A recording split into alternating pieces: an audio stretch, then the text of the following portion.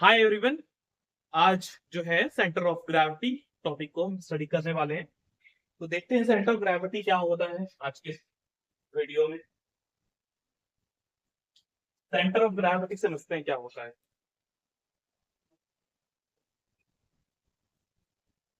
Suppose कोई एक body हो,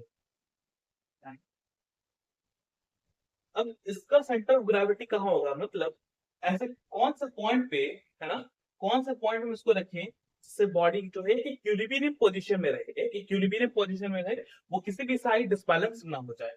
ठीक है। अगर इस बॉडी को, अगर हम इस पॉइंट पर बैलेंस कर देते हैं, या फिर इस बॉडी पर अगर हम इसको चाहें बैलेंस करना, तो क्या होगा, बॉडी कभी भी एक इक्विलिब्रियम पोजीशन में नहीं रहने वाली है ना। अगर इस बॉडी को हम जो है इस सेंटर पॉइंट पे अगर रखें, तो ये जो बॉडी है एक तरीके से इक्विलिब्रियम पोजीशन में रहेगी। ठीक है। अब बात करते हैं कि सेंटर ऑफ ग्रेविटी मतलब जो है उस स्पेसिफिक पॉइंट पर ही क्यों इक्विलिब्रियम पोजीशन पे रह रही है, और किसी दूसरे पॉइंट पे वो इक्विलिब्रियम पोजीशन पे क्यों नहीं रह रही है। तो यहाँ पे क्या होता है, सबसे पहली चीज यहाँ पे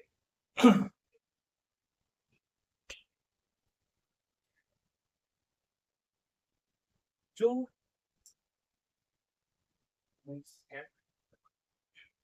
सो जो पार्टिकल्स होता है, ये जो ऑब्जेक्ट है वो जिस पार्टिकल से मिलके बनता है उसका कुछ ना कुछ मास होता है, और जो नीचे के डायरेक्शन में उसके ऊपर एक वेट लगता है हर पार्टिकल के ऊपर, और सारे के सारे पार्टिकल जो होते हैं वो आइडेंटिकल होते हैं एक ऑब्जेक्ट में, है ना। सारे के सारे पार्टिकल जो होते हैं एक ऑब्जेक्ट में आइडेंटिकल ही होते हैं।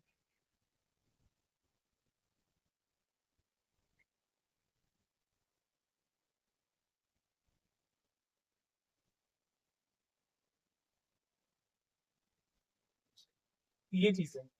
अब होता क्या है, इस पॉइंट पे क्या होता है, जब ये सारे जो पार्टिकल्स है इस पॉइंट को जब अप्रोच करते हैं, तो number of particles on the number of particles जो एंटी क्लॉकवाइज मूवमेंट करते हैं, और जो नंबर ऑफ पार्टिकल्स जो क्लॉकवाइज मूवमेंट करते हैं, इस पॉइंट पे दोनों का नंबर जो होता है वो बराबर होता है ना। इस वजह से इस पॉइंट पे जो होगा total net movement of force क्या हो जाएगा, यहाँ पे जीरो हो जाएगा, है ना। इस पॉइंट पे क्या हो जाएगा, total net moment of force हमारा यहाँ पे जीरो हो जाएगा, बिकॉज इस पॉइंट पे क्या होगा, नंबर ऑफ पार्टिकल्स जो एंटी क्लॉकवाइज मूवमेंट कर रहे हैं और नंबर ऑफ पार्टिकल जो क्लॉकवाइज मूवमेंट कर रहे हैं, इस पॉइंट पे आके इनका जो एल्जेब्रिक सम हो जाएगा वो जीरो हो जाएगा, because this is the centre. So number of particles इधर और नंबर ऑफ पार्टिकल्स दोनों साइड बराबर होंगे, तो इधर के पार्टिकल्स जो होंगे वो इस डायरेक्शन मूव करेंगे, है ना।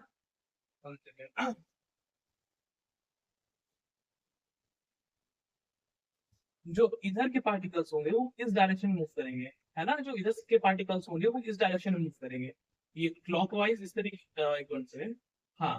तो बेसिकली क्या, ये क्लॉकवाइज मूव करेंगे एंड ये एंटी क्लॉकवाइज, इधर से ये एंटी क्लॉकवाइज मूव करेंगे और इधर से ये क्लॉकवाइज मूव करेंगे, जिसकी वजह से क्या होगा, net movement of force at centre क्या हो जाएगा, जीरो हो जाएगा, जिसकी वजह से जो बॉडी है वो इक्विलिब्रियम में रहने वाला है इस पॉइंट पे, है ना। बिकॉज क्या होगा, इस पॉइंट पे जो ऑब्जेक्ट एंटी क्लॉकवाइज मूवमेंट करेंगे और जो ऑब्जेक्ट जो सॉरी और नॉट ऑब्जेक्ट पार्टिकल्स, जो पार्टिकल्स एंटी क्लॉकवाइज मूवमेंट करेंगे और जो पार्टिकल्स क्लॉकवाइज मूवमेंट करेंगे, है ना, इस पॉइंट पे जो होगा उनका नेट एल्जेब्रिक सम जो होगा क्या होगा, वो जीरो होगा, जिसकी वजह से जो है इस पॉइंट पर ऑब्जेक्ट क्या रहने वाला है, इक्विलिब्रियम पोजीशन पे रहने वाला है, क्योंकि हमें पता है इक्विलिब्रियम तभी होगा जब net moment of force zero होगा, और net moment of force zero जो है हमारा इस पॉइंट पे रहने वाला है। So this is the centre of gravity, है ना। ये चीज है यहाँ पे। और क्या होता है, जो भी ऑब्जेक्ट अगर डिफरेंट शेप्स के होते हैं उनका जो सेंटर ऑफ ग्रेविटी होता है वो डिफरेंट होता है, ठीक है। एक से इस साइड में हम यहाँ देख, फॉर सपोज कोई एक रॉड, ये हमारा एक रॉड, तो इसका जो सेंटर होगा, सेंटर ऑफ ग्रेविटी, वो क्या होगा, इसका मिड पॉइंट होगा। सेंटर ऑफ ग्रेविटी जो होगा इस ऑब्जेक्ट का, वो कहाँ पे होगा, इसके मिड पॉइंट पे होगा, है ना। सेंटर ऑफ ग्रेविटी इस रॉड का इसके मिड पॉइंट पे होगा। अब यहाँ पे देखते हैं, अगर क्या हो, अगर कोई स्क्वायर है,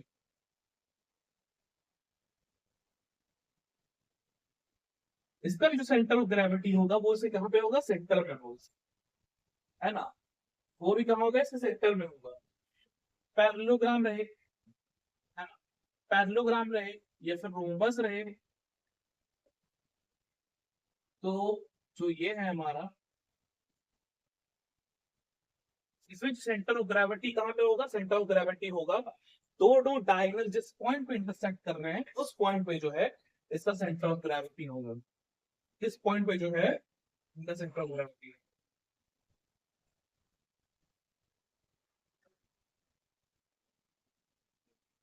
है ना। कहाँ पे हो रहा है, इंटरसेक्शन पॉइंट ऑफ दोनों, बोथ द डायगोनल्स, है ना। यहाँ पे ये, अब कोई मान लेते हैं कोई फिगर एक,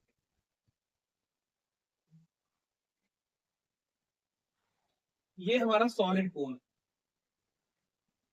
सॉलिड कोन, तो यहाँ पर जो इसका मिड पॉइंट होगा वो h/4, ठीक है। क्या होने वाला है, h/4 हमारा यहाँ पे जो है उसका होने वाला है। अब मान लेते हैं अगर क्या रहे,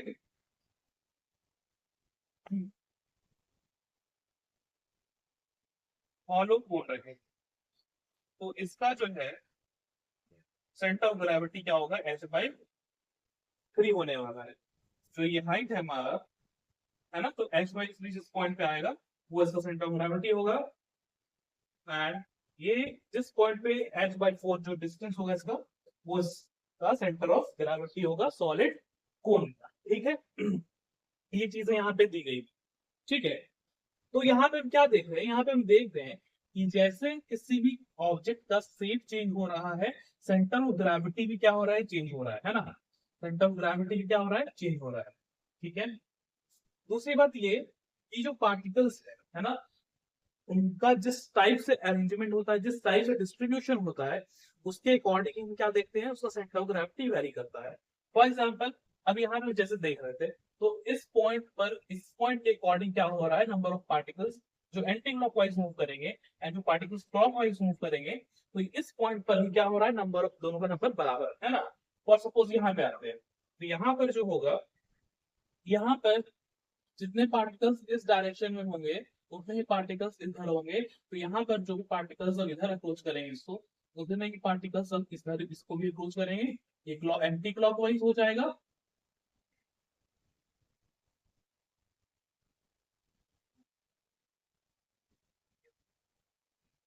और ये हो जाएगा क्लॉकवाइज, है ना।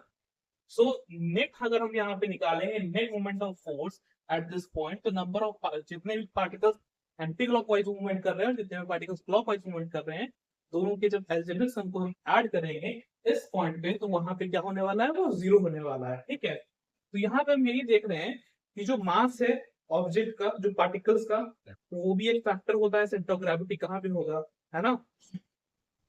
डिस्ट्रीब्यूशन ऑफ पार्टिकल्स, पार्टिकल का किस तरीके से डिस्ट्रीब्यूशन है वो भी डिपेंड करता है कि सेंटर ऑफ ग्रेविटी किधर होगा। एंड ऑल्सो ज्योमेट्रिकल शेप, जो ऑब्जेक्ट का जो ज्योमेट्रिकल शेप है वो भी डिसाइड करता है कि सेंटर ऑफ ग्रेविटी ऑब्जेक्ट का कहाँ पे होगा। अब हम देखते हैं यूनिफॉर्म सर्कुलर मोशन क्या होता है, ठीक है। तो एक ऑब्जेक्ट है, अब जो बात है यहाँ पे क्या बोला गया है, यूनिफॉर्म सर्कुलर मोशन। सपोज एक बॉडी है जो इस डायरेक्शन में v वेलोसिटी से मूव कर रहा है, इस डायरेक्शन में भी v वेलोसिटी से मूव कर रहा है, इस डायरेक्शन में भी v वेलोसिटी से मूव कर रहा है, और इस डायरेक्शन में भी v वेलोसिटी से मूव कर रहा है ना। दिस इज द रेडियस, ठीक है। तो यहाँ पर हम क्या देख रहे हैं, यहाँ पर हम ये देख रहे हैं कि जो ऑब्जेक्ट है ना, कांस्टेंट वेलोसिटी से मूव कर रहा है, no sorry, not constant velocity, constant speed, है ना। यहाँ पर जो ऑब्जेक्ट है वो कांस्टेंट स्पीड से क्या कर रहा है, मूव कर रहा है ना। बट क्या हो रहा है, डायरेक्शन क्या हो रहा है, चेंज हो रहा है। डायरेक्शन चेंजेस, है ना। हम क्या देख रहे हैं, जो मैग्नीट्यूड है स्पीड का वो हर डायरेक्शन में सेम रह रहा है, बट डायरेक्शन क्या हो रहा है, कंटिन्यूसली चेंज हो रहा है। सो डायरेक्शन चेंज हो रहा है, ठीक है, मैग्नीट्यूड हमारा कांस्टेंट है, ठीक है, बट डायरेक्शन चेंज हो रहा है, जिसकी वजह से यहाँ पे क्या हो जाएगा, एक्सेलरेशन आ जाएगा, है ना। एक्सेलरेशन आ जाएगा बिकॉज यहाँ पे हम क्या देख रहे हैं, वेलोसिटी में चेंजिंग देख रहे हैं, है ना। तो क्या हो जाएगा इससे, चेंज इन वेलोसिटी। वेलोसिटी में कैसे चेंजिंग आया, हमें पता है वेलोसिटी में चेंजिंग आ सकता है अगर हमारा जो स्पीड है उसका मैग्नीट्यूड कांस्टेंट रहे, बट डायरेक्शन अगर चेंज हो तब भी क्या हो सकता है, तब भी हमारा वेलोसिटी बदल सकता है। तो जब भी टाइम के रेस्पेक्ट में वेलोसिटी का चेंज होता है तो हमारा वहां पे एक्सेलरेशन आ जाता है। तो whenever the body, है ना, जब सर्कुलर मोशन, जब यूनिफॉर्म सर्कुलर मोशन कर रहा हो, उस केस में जब एक्सेलरेशन होता है, उस केस में एक्सेलरेशन जो होता है वो होता है सेंट्रीपिटल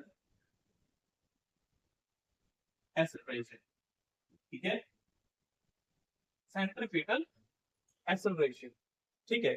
उस केस में हमारा जो यहाँ पे होता है सेंट्रीपिटल एक्सेलरेशन कहलाता है।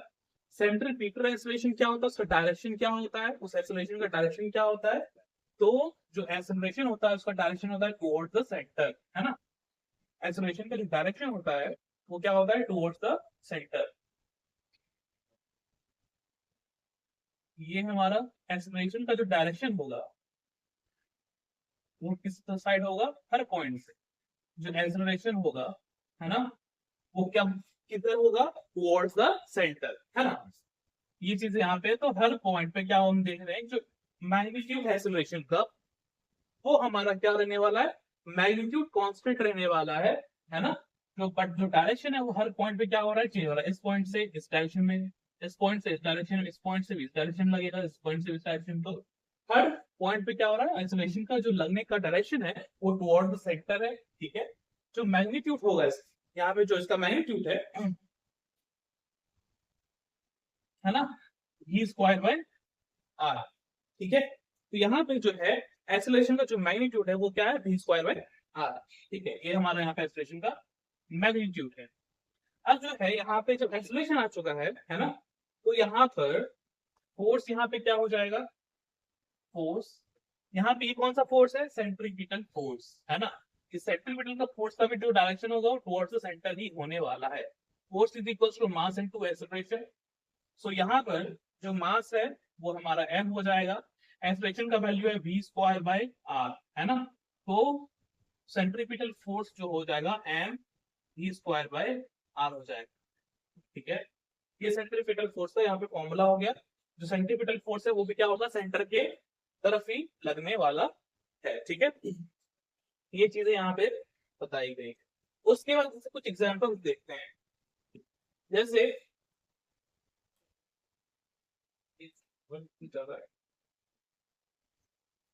सपोज जैसे कोई बॉडी जो है, जैसे बीच में सन है, अब इसके चारों बगल जो है ना, अर्थ जो है क्या कर रहा है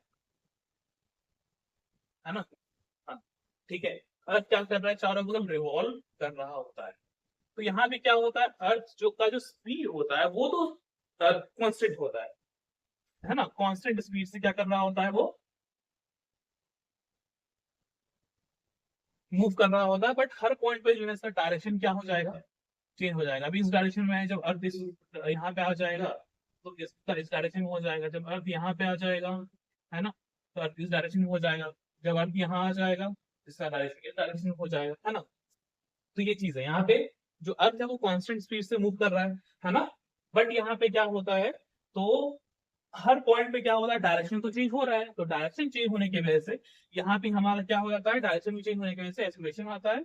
and this acceleration is centripetal acceleration, जो कि किधर लगता है, जो कि हमारा सेंटर के तरफ लगता है। ये जो एक्सेलरेशन यहाँ पे क्रिएट होगा इधर, है ना, ये जो एक्सेलरेशन है वो हमारा सेंट्रीपिटल एक्सेलरेशन कहलाता है ना। ये जो हमारा एक तरीके से एक्सेलरेशन है, जो एक्सेलरेशन यहाँ पे क्रिएट होगा ये सेंटर की तरफ ही लगने वाला है, ठीक है, सेंटर की तरफ लगने वाला है, जिसकी वजह से क्या होता है, यहाँ पे फोर्स भी क्रिएट हो रहा है, दैट इज सेंट्रीपिटल फोर्स, है ना, वो हमारा सेंटर की तरफ लगता है। तो यहाँ पे क्या देख रहे हैं, यहाँ पे एक्चुअली में क्या होता है, जो अर्थ होता है वो एक तरीके से अर्थ को समझिए ग्रेविटेशन फोर्स लगता है यहाँ पे। तो यहाँ पे जो ग्रेविटेशनल फोर्स है ना, वो यहाँ पे किसकी तरह काम कर रहा है, वो यहाँ पे सेंट्रीपिटल फोर्स की तरह काम कर रहा है। ये चीज है, जैसे कि कोई भी है, यहाँ पे एक एग्जांपल लेते हैं, जैसे बीच में न्यूक्लियस हो गया, उसके चारों बगल जो है इलेक्ट्रॉन मूव करता है ना, इलेक्ट्रॉन क्या करता है, मूव करता है।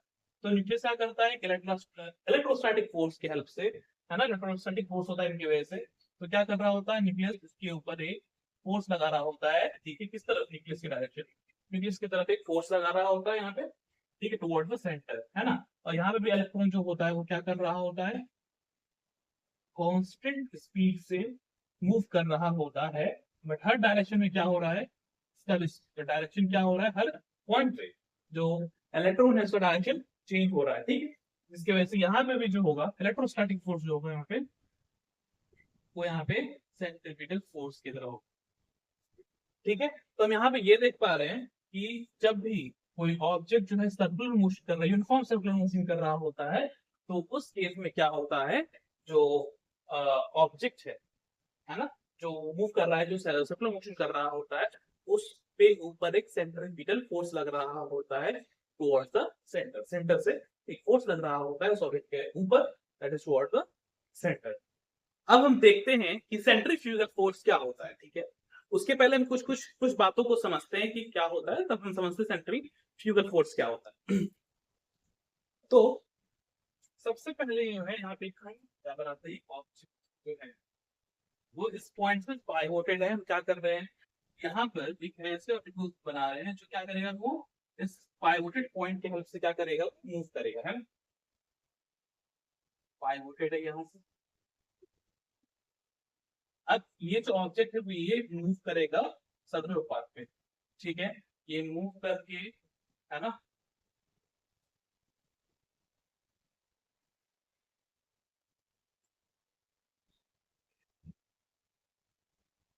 ये जो देख रहे हैं यहाँ पे क्या हो रहा है, यही चीज यहाँ पर ये करके आ जा रहा है, ये ऐसे मूव कर रहा है, बस।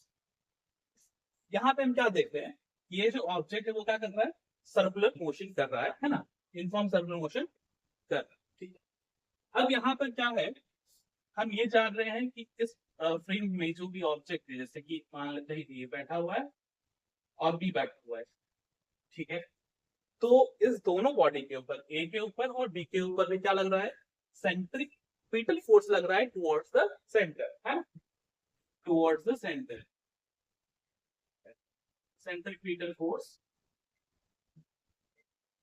Towards the centre. यहाँ पे क्या हो रहा है, सेंट्रीपिटल फोर्स जो हो रहा है वो क्या हो रहा है, सेंटर के तरफ लग रहा है, ठीक है। अब जो ऑब्जर्वर है, सपोज यहाँ पर एक कोई ऑब्जर्वर है,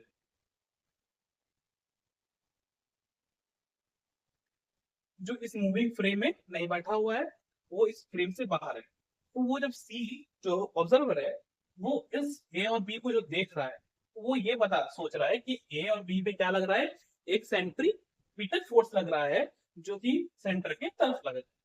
क्लियर ये चीज। अब यहाँ पे हम देखते हैं, अब ए के अकॉर्डिंग बात करें, अगर ए जो है बी को ऑब्जर्व करे, है ना, ए अगर बी को यहाँ पे ऑब्जर्व करे, तो ए के अकॉर्डिंग क्या हो रहा है, बी जो है इसके सामने बैठा हुआ है, ठीक। अब यहाँ पहुंचा है, तो यहाँ पर भी क्या हो रहा है, ए और बी दोनों आमने सामने इस तरीके से बैठे हुए, यहाँ भी क्या हो रहा है, ए और बी जो है दोनों आमने सामने यहाँ बैठे हुए हैं, और ए और बी दोनों यहाँ भी तरीके से आमने सामने बैठे हुए हैं। तो क्या हो रहा है, जब बॉडी जो है यहाँ पे क्या हो रहा है, सर्कुलर मोशन कर रहा है ना, तो जब सर्कुलर मोशन कर रहा है, ए जब बी को देखता है, मॉनिटर करता है, तो उसको लगता है बी तो मेरे सामने बैठा हुआ है, वो तो मूव कर नहीं रहा है, वो रेस्ट पोजीशन पे है, इसके ऊपर बी के ऊपर सेंट्रीपिटल फोर्स भी लग रहा है, बट फिर भी वो रेस्ट में है, तो ऐसा क्यों, वो मूव क्यों नहीं कर रहा है, उसमें अंदर कुछ वेलोसिटी फिर कोई चेंज क्यों नहीं देखने के लिए मिल रहा है ना। तो यहाँ पर वो इस चीज को, यहाँ पे ये चीज यहाँ पे हो रहा है, इसके दिमाग में, एक ही दिमाग में। तो ए क्या सोचता है यहाँ पर इस अपने इस कॉन्सेप्ट को समझाने के लिए ये क्या करता है कि ये सोचता है कि बी के ऊपर एक फोर्स जो है वो सेंट्रीपिटल फोर्स जो है सेंटर की तरफ तो लग ही रहा है ना। वो क्या सोचता है कि इस बी के ऊपर एक फोर्स और लग रहा है ना। इस बी के ऊपर एक फोर्स और लग रहा है जो कि अवे फ्रॉम द सेंटर।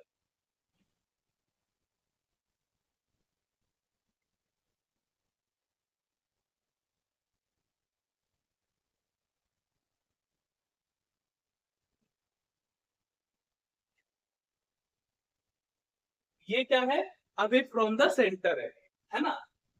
तो और यहाँ पे ये भी बोलता है कि ये जो सेंट्रीफ्यूगल फोर्स है दोनों का magnitude, centripetal force and centrifugal force, दोनों का जो मैग्नीट्यूड होगा वो क्या होगा, बराबर होगा, है ना। दोनों का जो मैग्नीट्यूड है वो क्या होना चाहिए, बराबर।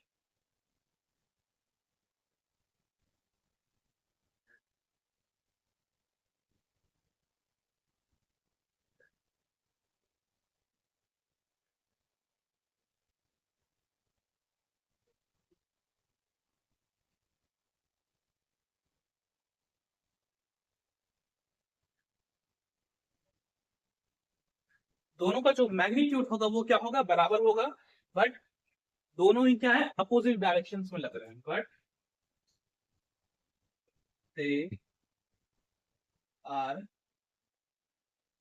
अपोजिट और अपोजिट टू ईच अदर, ठीक है। तो यहाँ पर हम क्या देख पा रहे हैं, तो यहाँ पर हम ये नोटिस कर रहे हैं कि जो एयर ऑब्जर्वर है ये क्या हो रहा है, तो ये भी चीज हमें ये नोटिस करना है। ये किसके अकॉर्डिंग हो रहा है, ये हो रहा है जो बॉडी इस मूविंग फ्रेम में बैठा हुआ है उसके अकॉर्डिंग जो है, उसके अकॉर्डिंग एक एक्स्ट्रा फोर्स आता है, सेंट्रीफ्यूगल फोर्स। ये जो ऑब्जर्वर जो इस फ्रेम में नहीं बैठा हुआ है इसके अकॉर्डिंग कोई भी सेंट्रीफ्यूगल फोर्स जैसा कोई चीज एग्जिस्ट नहीं करता है।